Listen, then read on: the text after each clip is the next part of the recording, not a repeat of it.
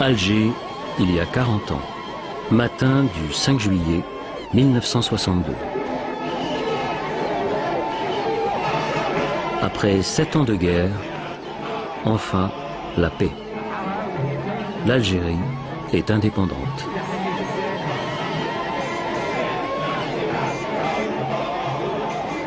Un jour si attendu. C'est quelque chose d'absolument extraordinaire, de passer d'un système à un autre, de participer à la libération de son pays à un âge où normalement on doit poursuivre ses études, avoir une vie normale, tranquille, calme, etc. Finalement, c'est l'aventure dans l'aventure. On était tous jeunes à l'époque, on n'avait pas d'expérience. Il y a beaucoup de gens qui disent, nous on a vaincu l'armée française. Moi j'ai dit ce n'est pas vrai.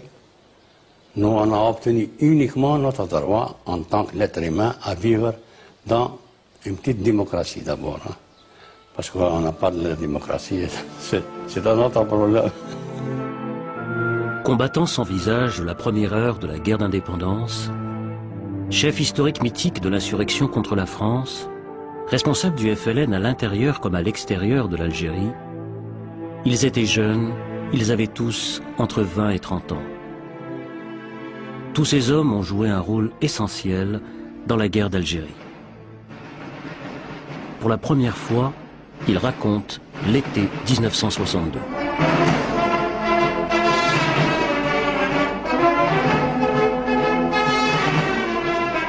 L'été 1962, les joies de l'indépendance et les luttes pour le pouvoir. L'indépendance aux deux visages.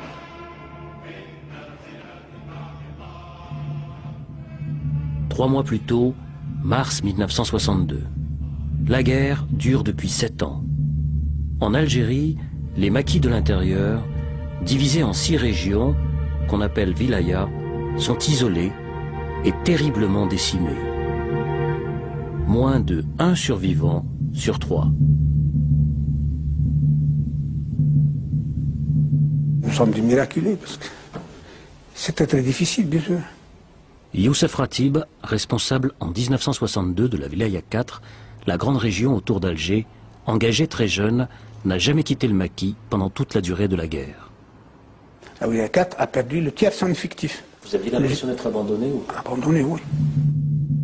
Abandonné, isolé par la construction de barrages électrifiés longs de 300 km sur les frontières tunisiennes et marocaines, et coupé de toute aide et renforts extérieurs. Coupé des secours des forces de plus en plus importantes qui forment, au Maroc et en Tunisie, une véritable armée, l'armée des frontières. Coupé des chefs historiques de l'insurrection arrêtés 6 ans plus tôt, Ahmed Ben Bella, Mohamed Khidr, Ossinaït Ahmed, Mohamed Boudiaf, Mostefa Lashraf sont emprisonnés en France. Depuis leur arrestation, le pouvoir politique est à Tunis, en exil, représenté par le GPRA, le gouvernement provisoire de la République algérienne, alors présidé par Ben Youssef Ben Khedda. Une révolution géographiquement écartelée entre les maquis de l'intérieur, l'armée des frontières au Maroc et en Tunisie, le GPRA à Tunis et les chefs historiques prisonniers en France. Pour en finir, le GPRA a désigné son vice-président Krim Belkacem pour négocier avec la France l'arrêt des combats. Négociation d'abord secrète, puis au grand jour, à Évian. Louis Jox pour la France, Krim Belkacem pour le GPRA, négocie le départ de l'armée française, le statut de la minorité européenne, le sort des harkis et enfin le destin du Sahara et des gisements pétroliers.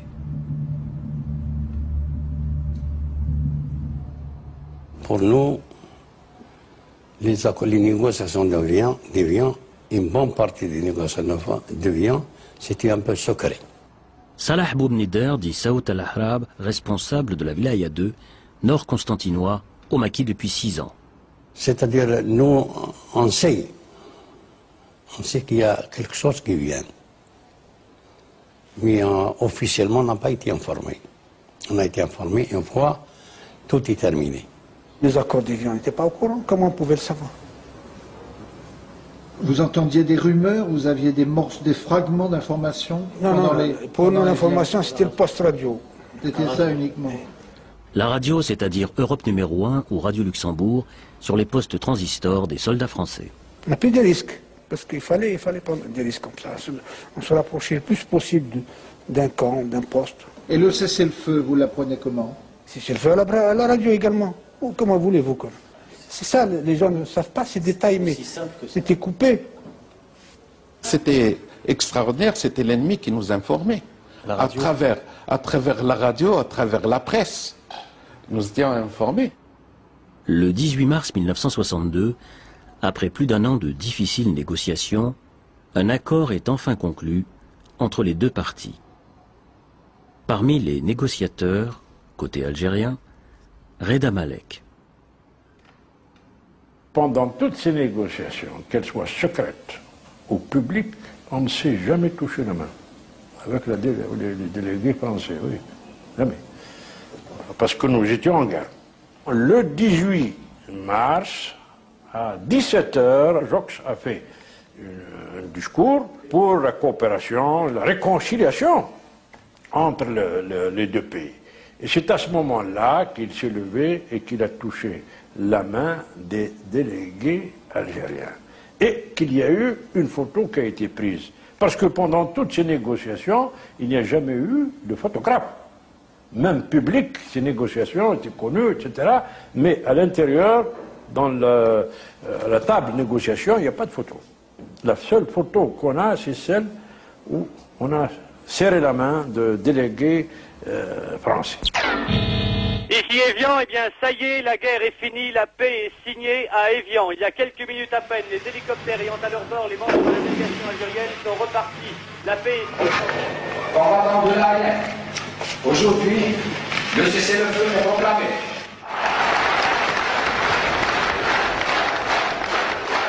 J'étais à Tunis, à l'annonce du cessez-le-feu. Salah Boudjil est alors à Tunis, officier de l'armée de libération nationale. Et moi, il y avait toute une joie cette journée-là. Il y avait beaucoup d'Algériens, tout le monde était content. Les Tunisiens aussi étaient très contents. Il y avait semble d'une fête.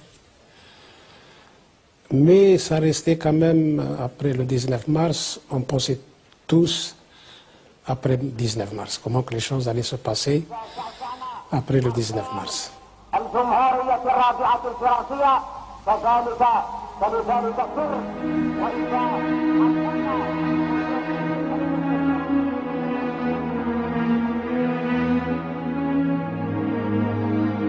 Après la signature des accords d'Évian, les frontières s'ouvrent. Des centaines de milliers de réfugiés, dont la plupart sont des paysans déplacés par la guerre, sont autorisés à revenir en Algérie.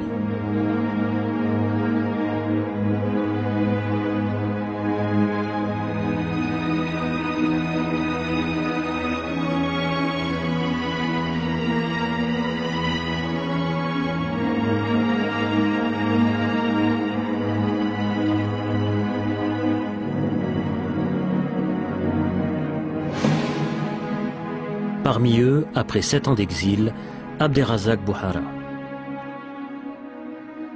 C'était le retour des réfugiés organisé conjointement par les Algériens et les Français. Il y avait des commissions mixtes. Et c'est dans ce passage que j'ai retrouvé donc ma mère après 7 années d'absence, qui était, quand elle a su que je venais de franchir la frontière, et avec le réseau du FLN, ils m'ont ramené sur la frontière du côté de Gambetta, bien entendu. Je le reconnais parce que on ne peut pas ne pas reconnaître sa mère, même après 7 ans d'absence. Mais il y avait avec ma mère mon jeune frère. Et je lui ai posé la question pour savoir qui était ce jeune homme qui était avec elle. Je ne l'avais pas reconnu. Pas reconnu.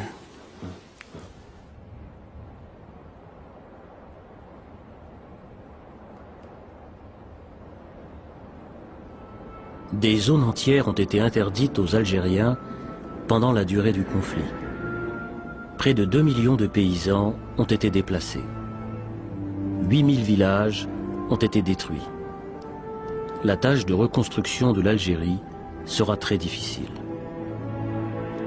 Rafik Ben Sassi, engagé très jeune dans les combats du nationalisme algérien et dans la clandestinité depuis de nombreuses années, arrive à Rocher-Noir, près d'Alger, lieu de l'exécutif provisoire algérien, pour préparer le passage à l'indépendance. J'étais envoyé par le colonel Karim Ben Qasim, qui à l'époque assurait la fonction de président du comité de guerre. Et moi j'ai appartenu à son cabinet militaire. Je m'occupais du renseignement et d'autres choses aussi. Et donc vous avez été envoyé à Rocher-Noir, à l'exécutif provisoire. Oui. Pour préparer le passage à l'indépendance? Préparer un peu ça, mais c'est surtout pour la lutte anti-OAS. Il fallait mettre en place des commandos à partir des éléments qui rentraient de l'ex-Fédération de France et qui venaient des commandos de l'ALN pour préparer un embryon de police et de gendarmerie algérienne et en même temps passer à la phase finale de la lutte anti-OAS avec les commandos des services spéciaux français aussi qui ont participé. La guerre n'est pas finie. Au nom de l'Algérie française, l'OAS plastique et assassine. Politique du chaos et de la terre brûlée. Est-ce que l'OAS avait songé à s'approcher de Rocher-Noir?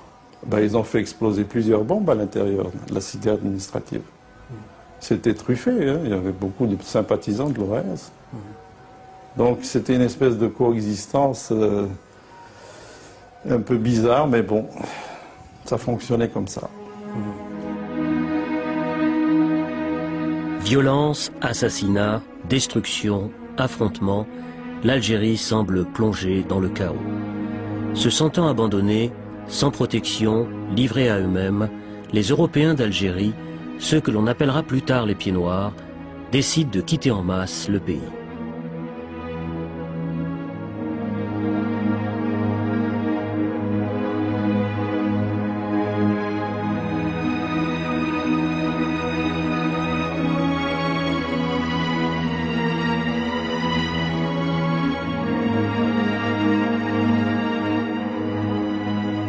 C'était une vision, je ne peux pas dire acceptable, mais vraiment pénible.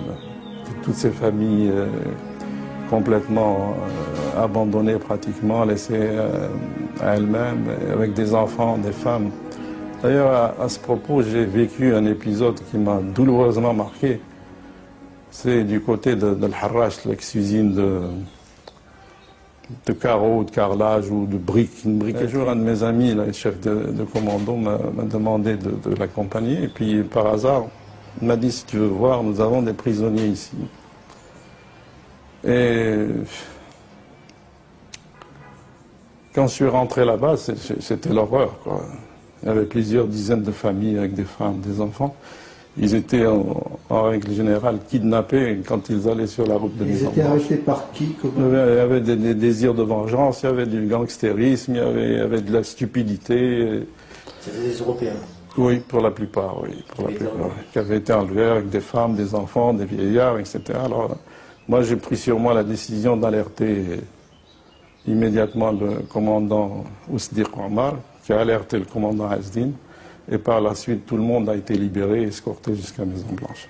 La période était complètement désaxée, c'était l'affolement partout, il n'y avait plus d'autorité nulle part.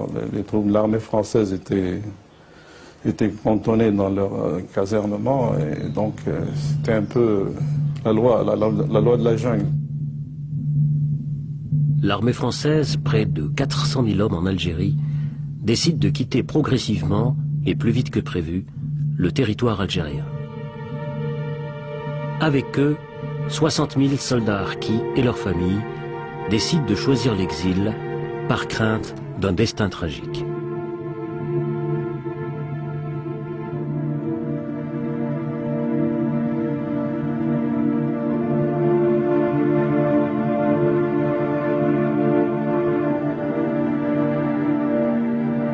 L'armée française, tout de même, c'était une armada qui était en Algérie. Dans les accords, on avait prévu qu'il fallait les ramener à 80 000 hommes au bout d'une année après l'autodétermination. Et ensuite, procéder à l'évacuation définitive dans un délai de 24 mois. En fait, oui, c'est-à-dire 3 ans, c'est toujours les 3 ans dont on avait parlé pour les droits des Européens. Eh bien, ce qui s'est passé, c'est que finalement, l'armée française a quitté l'Algérie totalement, avant une année, après l'autodétermination.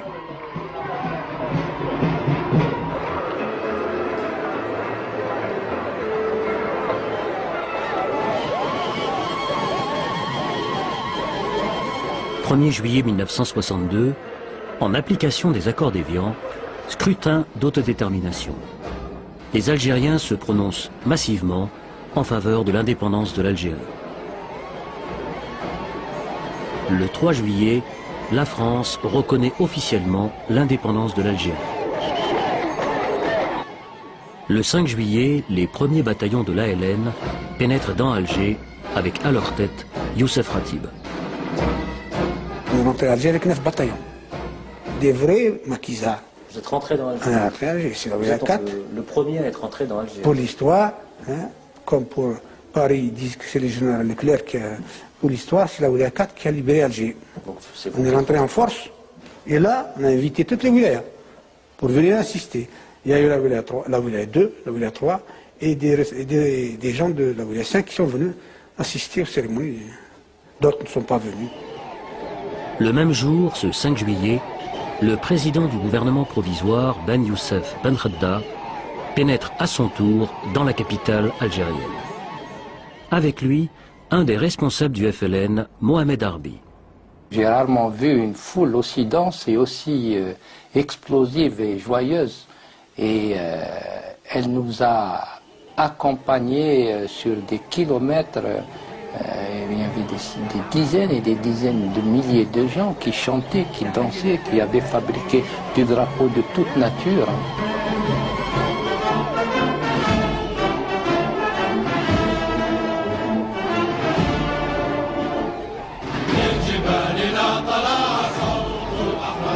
De retour également avec le GPRA, Hossein Ait Ahmed, leader historique de l'insurrection contre la France, est libéré depuis peu après 6 années d'emprisonnement. C'était un instant de bonheur et surtout de voir la joie, de voir le déferlement d'enthousiasme, les danses. C'était une atmosphère presque magico-métaphysique. C'était extraordinaire. C'est surréaliste de voir des femmes enlever leur voile, se mettre en jupon, aller embrasser les hommes.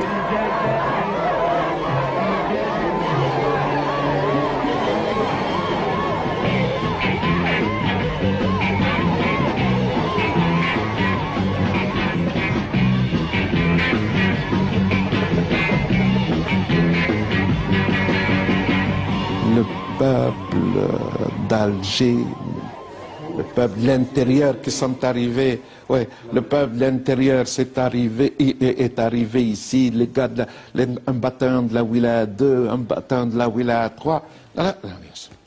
Le peuple, pendant 3 jours, la fête, le 4e jour, Ben Khedda m'a dit qu'il faudrait que le peuple se mette au travail. Il a pris la parole. Au niveau de la wilaya, il a dit demain, il faut retrousser les manches, il faut aller travailler. Le lendemain, tout le monde s'est mis au travail. Ce capital-là, on aurait pu faire de ce capital quelque chose de merveilleux. L'indépendance, c'est une indépendance merveilleuse.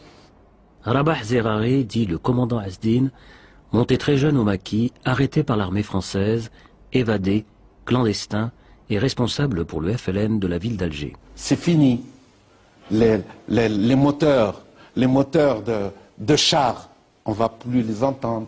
Les bombardements de Mechta, c'est terminé. Les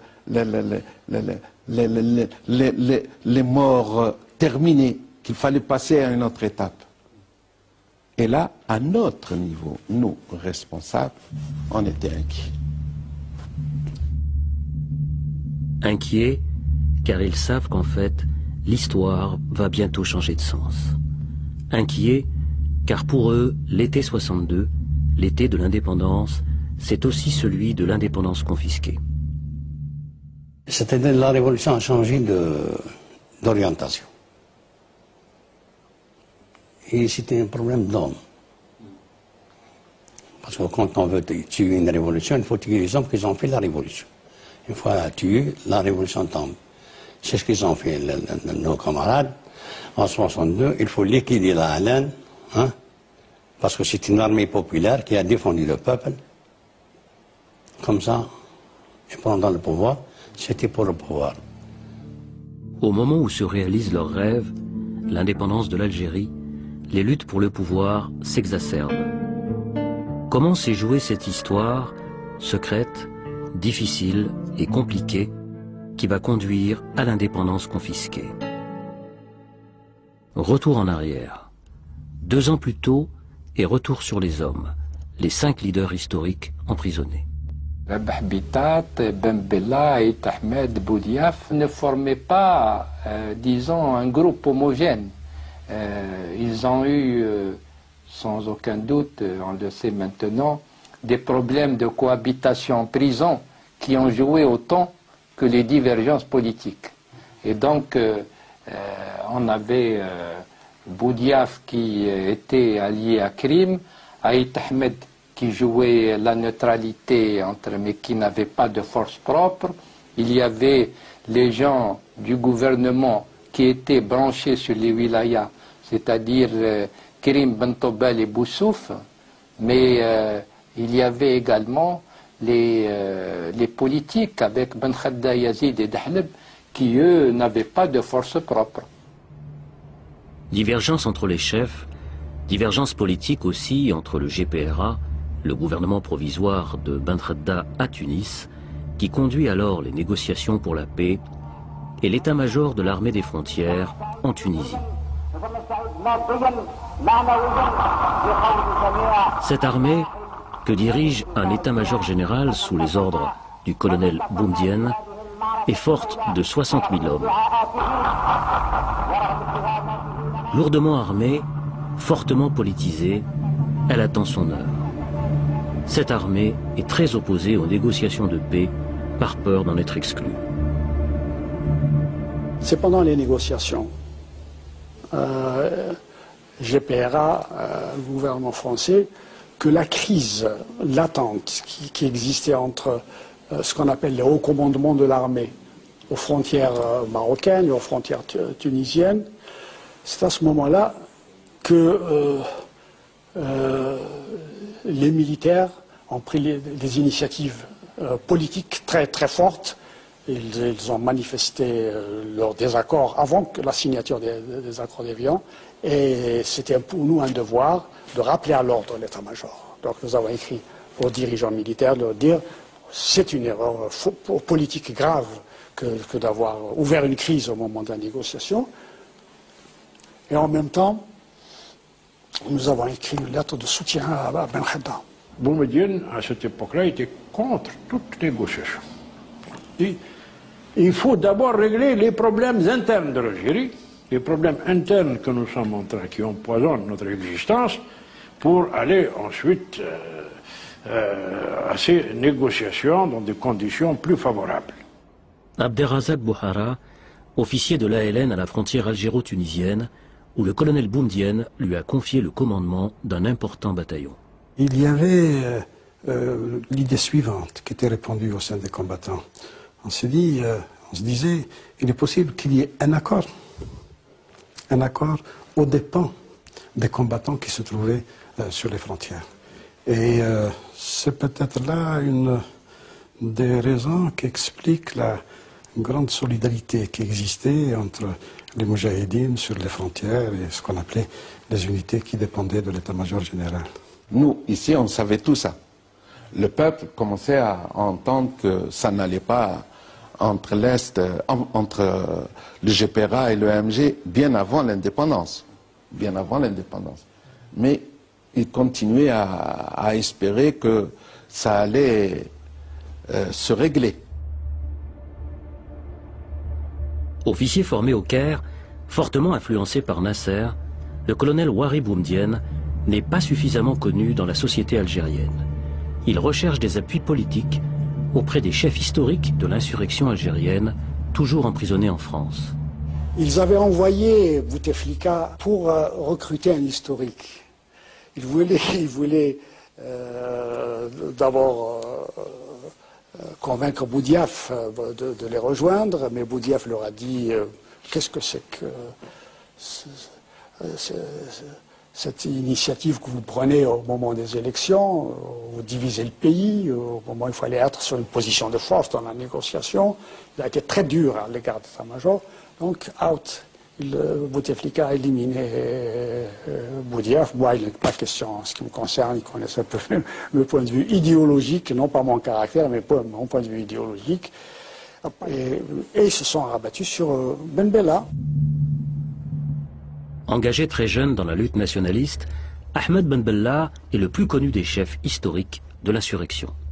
Sans Ben Bella, je ne pense pas que l'état-major de Ghardemao aurait pu réellement s'imposer. Il avait besoin d'une tête politique qui passe, et Ben Bella passait depuis des années comme étant le leader politique du front. Alors, sous la bannière de Ben Bella, l'état-major pouvait se placer. C'était la lutte pour le pouvoir qui avait commencé déjà lorsque les 5 étaient en prison, dont le président actuel Bouteflika servait d'agent de liaison. Il a été vendre un coup d'État, Boudiaf l'a refusé. Il a trouvé un preneur qui s'appelle Ben Bella. Bon, il a acheté le coup d'État. On connaît la suite. À l'époque, Ben Bella, il n'a rien compris dans la situation. Il veut le pouvoir, il peut s'arrêter là. Boumedienne, il a utilisé le Ben Bella comme pion, mais si il la même chose. Et puis après 40 ans, on vit encore de la crise de 62. Et voilà, enfin. Voilà, ça va. Début avril, la guerre est finie. Les 5 historiques sont libres, reçus en Tunisie par Boumedienne. Mais ils sont ici ensemble pour la dernière fois. La lutte pour le pouvoir les a déjà séparés.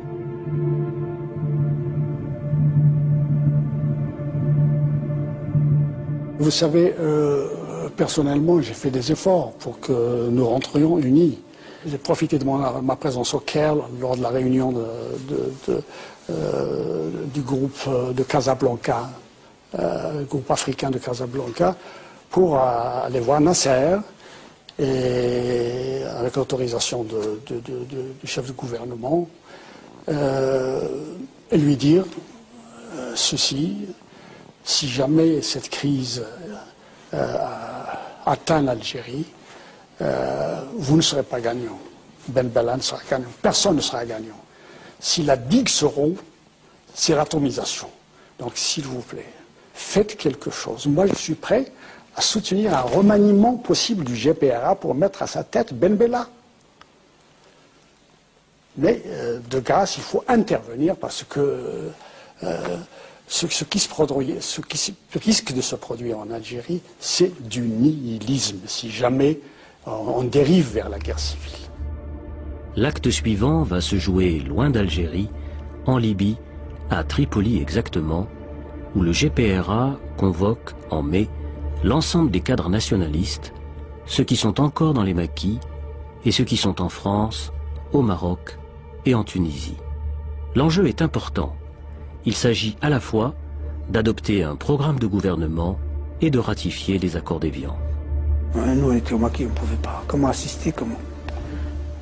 Et la preuve, on ne connaissait même pas les accords d'Évian eux-mêmes. Comment on pouvait le savoir? Vous n'aviez pas lu les accords d'Évian? Comment on pouvait ça? Comment on était au maquis? Je rappelle que nous étions restés 2 membres du conseil de wilaya, c'est tout. Vivant. Vivant. Donc moi je suis resté ici et l'autre membre est parti à Tunis pour avoir justement des informations plus détaillées.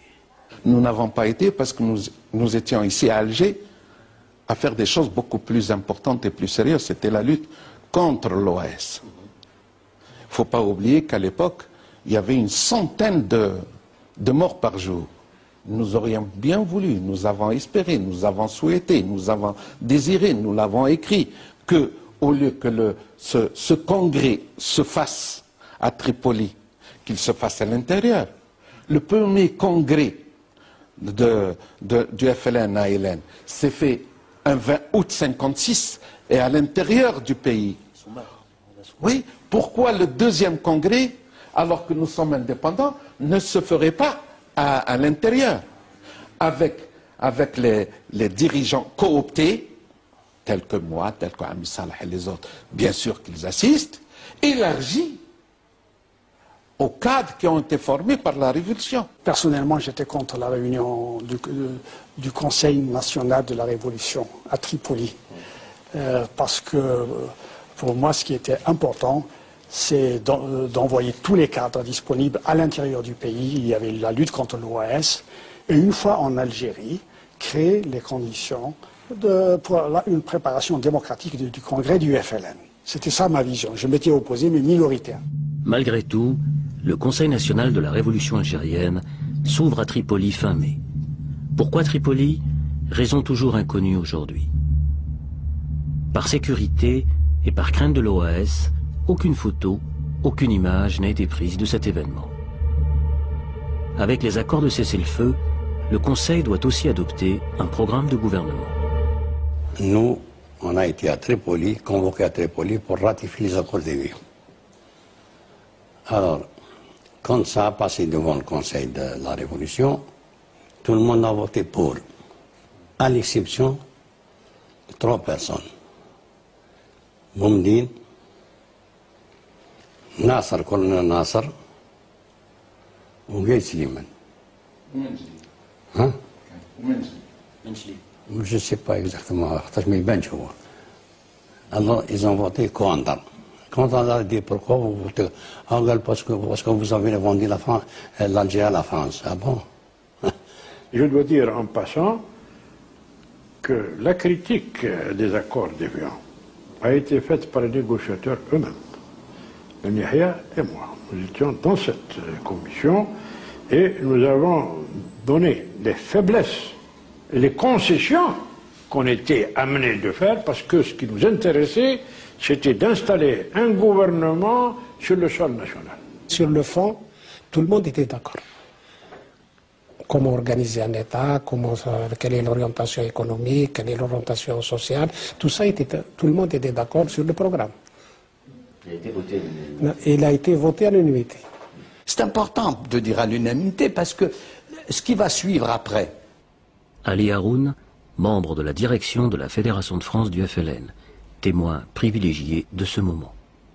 Si vous vous reportez à la presse ou aux déclarations des uns et des autres, on va vous dire les uns sont les vrais révolutionnaires, les autres sont les contre-révolutionnaires. C'est pas vrai. C'est pas vrai parce que la plateforme a été votée à l'unanimité. Donc c'est pas un conflit idéologique. Alors, on a adopté la plateforme. Et après l'adoption de la plateforme, de notes folkloriques, Ferhat Abbas crie, il dit ça, c'est du communisme mal digéré. Il a voté quand même. Et Mohamed Saïd, il a dit Heil Hitler. Lorsque le vote à l'unanimité a été proclamé, il a dit Heil Hitler. Donc, le vote a lieu à l'unanimité, et puis, à ce moment-là, il y a suspension de séance, et on dit, maintenant, nous allons entamer le deuxième point de l'ordre du jour, qui est la désignation de ce qu'on appelait l'idara en arabe, c'est-à-dire l'administration, c'est-à-dire le bureau, en fait le bureau politique. C'est au moment de la constitution du bureau politique qui est indifférent. C'est sur les hommes. Sur les hommes, voilà.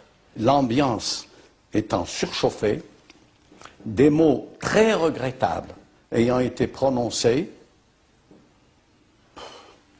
par certains, et l'atmosphère chauffant de plus en plus, Omar Boudaoud dit « S'il vous plaît, silence, silence, je suspends la séance, on verra demain matin. » Et depuis, le CNRA ne s'est jamais retrouvé dans son intégralité.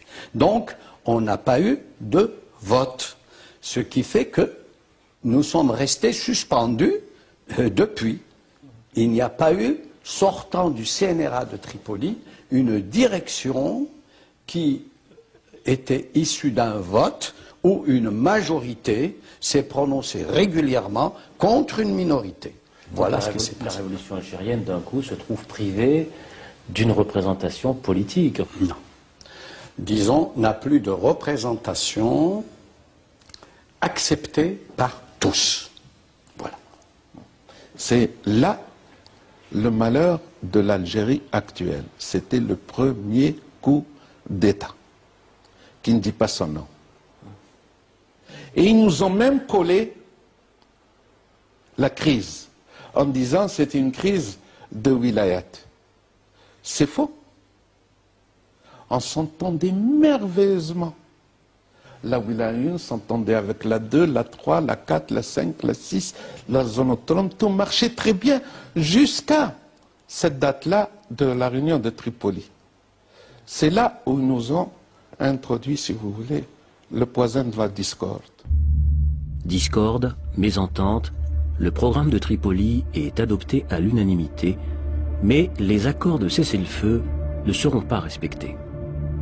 Première entorse, le commandant Abderrazak Bouhara reçoit l'ordre de faire mouvement vers l'Algérie. Je fais partie de ceux qui ont violé les accords d'Évian. Parce que les accords d'Évian précisaient que les unités de la LN devaient rester sur place. Et moi, j'avais reçu un ordre pour franchir la frontière, pas tout seul, avec un peu plus d'une compagnie, pour établir une relation avec les responsables de la wilaya 1 et de ce qu'on appelait auparavant la base de l'Est, dans la région de Soukharas, c'est-à-dire établir des relations avec l'intérieur. J'ai franchi la frontière avec un laissez-passer du Croissant Rouge. Et je n'étais pas en tenue militaire, j'étais en tenue civile. Avec lui, Salah Goudjil, sous les ordres du colonel Ouari Boumdienne. On est rentré avec les réfugiés. En civil? En civil, oui. On est rentré, on n'était pas autorisé à rentrer en militaire, parce que là, il n'y avait pas encore un accord pour que la LN des frontières traversait la frontière. L'accord, c'était simplement de dire que le cessez-le-feu, c'est fixer les deux armées dans les positions où elles se trouvaient à cette date du 19 mars. Et ceux qui étaient à l'extérieur restent à l'extérieur jusqu'au moment où il y aura la proclamation de l'indépendance reconnue par le gouvernement français. À partir de là, l'armée des frontières peut rentrer, mais elle ne pouvait pas rentrer avant. En fait, elle était rentrée, elle s'était infiltrée déjà, et l'armée française a fermé les yeux, parce qu'il y avait toute une dynamique de l'indépendance qui s'était installée. Alors, le 5 juillet, quand le peuple d'Alger fête en toute innocence l'indépendance, les responsables, eux, sont inquiets. Personne ne savait que le clash avait eu lieu à Tripoli, sauf quelques responsables. Et puis, on n'était pas arrivé à la confrontation. Nous espérions toujours que le CNRA, dont la séance avait été suspendue à Tripoli, aurait été de nouveau convoqué à Alger, et puis, comment dirais-je, qu'il aurait terminé sa mission. Et on aurait à ce moment-là élu un bureau politique qui soit l'émanation de l'ensemble des membres. On espérait qu'il allait se réunir jusqu'au jour où, le 22 juillet 1962, M. Ben Bella a déclaré à Tlemcen, le bureau politique, c'est moi. Voilà. Le 22 juillet. 22 juillet 1962. Entre-temps, l'armée des frontières commence à s'avancer. Le 24 juillet, ils sont devant Constantine. Khalfallah Abdelaziz est alors le responsable de la ville de Constantine. Les troupes se sont infiltrées à partir d'Aïmela et sont venues encercler Constantine. Et ils ont, comme ils avaient les renseignements, parce qu'il y avait des éléments à nous aussi, qui étaient dans les frontières, donc ils connaissaient, ils avaient tous les points de repère, les PC où se trouvaient, et le PC de la wilaya était encerclé, tout l'état-major était donc emprisonnés, encerclés. Et le PC de la Mitaka aussi, qui était sous ma responsabilité. Bon, il y avait aussi d'autres invités du GPRA, comme Dr Bell, étaient encerclés. Beaucoup de gens étaient encerclés dans la nuit. Et c'était fini. La prise de la conscience s'est faite comme ça. Moi, j'ai pas été arrêté parce que j'ai pas passé la nuit là-bas, parce que j'étais trop ciblé. Et donc, des victimes, ah oui, oui. On a tué le commandant de la caserne, Jouet, a été abattu. Abattu, oui, froidement, quoi. Il y a eu 4 ou 5 morts. Certains responsables des maquis de l'intérieur, comme Salah Boubnider, tentent de s'opposer à ce coup de force, à cette avancée de l'armée des frontières. On a fait une réunion ensemble. Des responsables de wilaya. Des wilayas, voilà. Alors on a fait une réunion ensemble pendant 3-4 jours. On n'a pas trouvé une solution. Alors j'ai pris une décision, moi, enfin j'ai pris une décision, on a fait une proposition, Anna et Hassan, qu'on a prise. Sinon qu'on a libéré l'Algérie. On va partager le pouvoir en 2. Une partie qui va s'occuper de la haleine, et de l'Assemblée, de l'organiser, et de la paix. Et une partie qui va s'occuper du FLN et de la population aussi, pour les organiser, en attendant d'arriver voilà, au Congrès. Alors on a proposé la proposition, ça a été accepté par tout le monde. Entre le groupe Ben Bella Boumdienne et les wilayas, Youssef Ratib, le chef de la wilaya 4, tient à rester neutre. Alors là, je vais parler d'une chose importante, parce que les gens ne se connaissent pas. Toujours dans le cadre de la neutralité, à l'époque, Ben Bella et Khider étaient à Rabat, ils ne sont pas encore entrés. Nous sommes toujours le fin juillet, là, peu après là. Donc, de ma propre initiative, j'ai pris, en accord avec le colonel Mohamed Hala III, on a pris un avion de l'exécutif, on a été rendre visite aux 2 responsables à Rabat, pour essayer justement d'arranger les choses, en disant que, attention, les gens sont armés, on risque la guerre civile, on n'est pas encore concerné, nous, on est neutre. On risque la guerre civile, là, c'est malheureux à dire, mais on a entendu des choses qui font peur, c'est-à-dire que la déclaration était la suivante, c'est que nous prendrons le pouvoir, quel que soit le prix. Quel qu'en soit le prix. Je l'ai entendu de mes propres oreilles. Le pouvoir à tout prix. Ahmed Ben Bella pénètre dans Alger le 3 août, pratiquement sans opposition sérieuse. Le GPRA se disloque.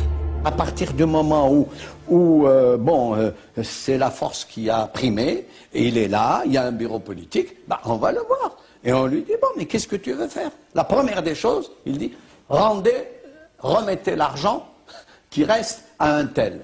On dit, très bien, cet argent n'est pas le nôtre. Hein. C'est les restes, c'était les cotisations, je crois, des 2 ou 3 derniers mois de la fédération, qui n'avaient pas eu le temps d'être transmises par la voie normale.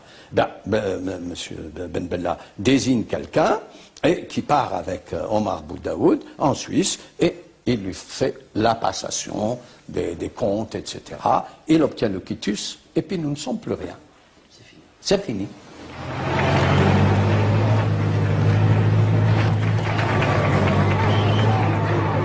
Fin août, de manière inexorable, l'armée, dirigée par le colonel Boumdienne, avance vers Alger. Parallèlement à cela, les services de renseignement, qui étaient ce qu'on appelle la base d'Idouche, où il y avait des centaines d'universitaires qui travaillaient dans les laboratoires de la police politique, tous les agents de Boussouf sont rentrés par le désert sur Alger, de connivence avec l'armée. Donc c'est cet instrument, disons, politique dont disposait l'armée qui, en définitive, a facilité la prise d'Alger. Moi, je ne vous cache pas que, personnellement, moi, j'étais partagé.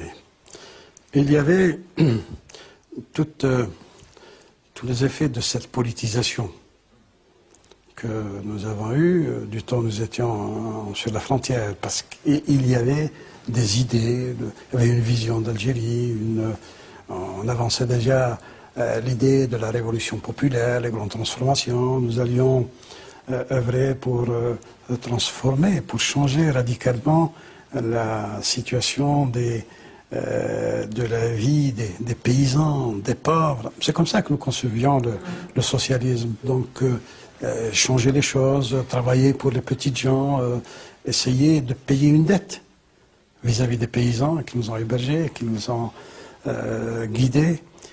Ça, c'était... je pensais à ça, mais je pensais aussi à autre chose. Je me suis dit, moi, l'Algérie est indépendante, j'ai arrêté mes études. J'aimerais bien poursuivre mes études et j'aurais voulu, bien entendu, poursuivre mes études, mais le hasard en a décidé autrement. En l'absence d'un pouvoir politique stable, l'affrontement se dessine aux portes d'Alger entre anciens compagnons d'armes. Nous sommes dans une position défensive. Voyez-vous, dans toute cette Casbah, nous avons 1830 hommes armés en uniforme, sans compter les 2000 civils armés également, qui occupent toutes les terrasses. La Casbah est entre nos mains. Donc, on peut déclencher un mouvement et occuper Alger. Nous, on était neutres pour essayer d'éviter la crise, la guerre civile. Et petit à petit, on a été amené à nous opposer seuls au coup de force. On a dit, vous ne prenez pas le pouvoir par la force. Voilà les raisons essentielles. Ce sont des jours qu'on aimerait bien oublier, parce que si nous imaginions que nous allions tous rentrer à Alger, la main dans la main, avec un même cœur, et malheureusement, la politique a ses secrets. Nous aurions préféré voir autre chose. Ils sont venus, ils avaient un armement lourd, ils ont placé les canons, les canons, le truc, ils ont tiré, mais ils n'ont pas pu avancer. C'est vers le 27 août, il y a eu l'affrontement, 2 jours, et ensuite, parce qu'on a parlé quand même de 500 morts, 900 morts. Ça, je suis incapable. De notre côté, je peux témoigner, il y a peut-être une dizaine de morts, peut-être, pas plus. Dont un officier, un capitaine de la zone Palestrone. Il était blessé et achevé. Oui, c'est l'histoire. La confrontation entre des combattants de la Halane, c'est une chose qui fait très mal. Nous faisons un appel à tous les dirigeants qui sont en ce moment pour qu'ils soient unis. Nous ne voulons pas crier vive un tel ou vive un tel. C'est le peuple qui commande tout, c'est le peuple qui a combattu pour la révolution, c'est lui qui l'a construite de ses mains. Le peuple ne comprenait rien, c'est l'erreur justement du peuple. Une erreur. Et nous, on n'avait pas le temps d'expliquer tout ça à la crise. Alors on s'est retrouvé seul. Voilà les raisons. Mais on pouvait tenir avec les moyens qu'on avait, la force. Mais dans quel objectif politique. Donc il y a un accord sur le feu comme ça. Et je suis parti moi-même avec Ben Bella, avec un hélicoptère, aux 3 points que j'ai cités pour faire respecter le cessez-le-feu.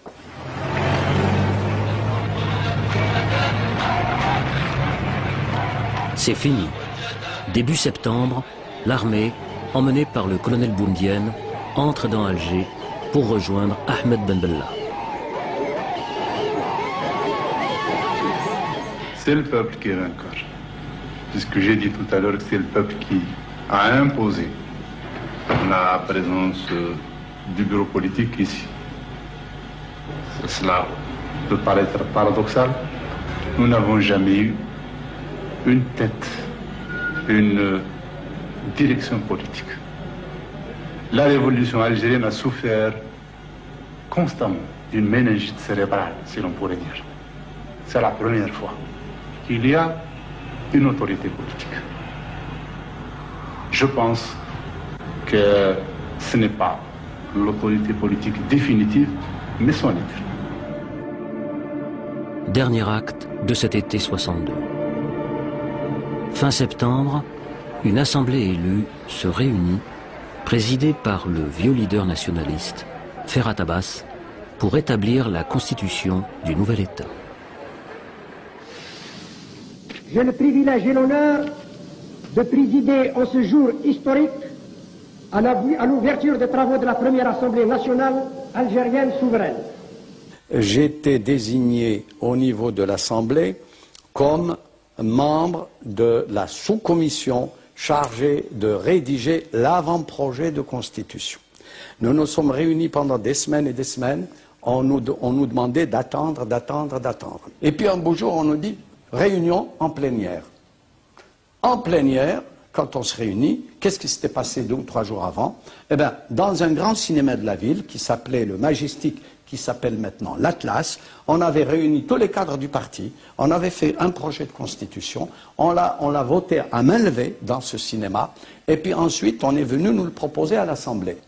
La constitution a été faite dans un cinéma par des gens choisis sur le volet, comme on dit. Triés sur le volet. Triés sur le volet. Et puis, évidemment, chaque fois, ils essaient de respecter les formes. Ils l'ont imposé à l'Assemblée constituante. C'est là où le sens de l'honneur, chez certains hommes comme Ferhat Abbas et d'autres, ont démissionné. Vous savez, il y a chez nous, je ne sais pas le traduire en français, dans une déchra, il y a des gens qui partent sur des chevaux pour jouer l'air. La femme, elle a vu son fils partir. Quelque temps après, ils sont revenus lui dire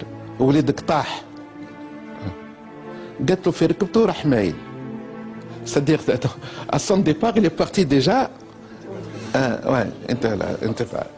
L'indépendance était mal partie. C'était la révolution a changé d'orientation. Et puis après 40 ans, on vit encore de la crise de 62. Et voilà, enfin.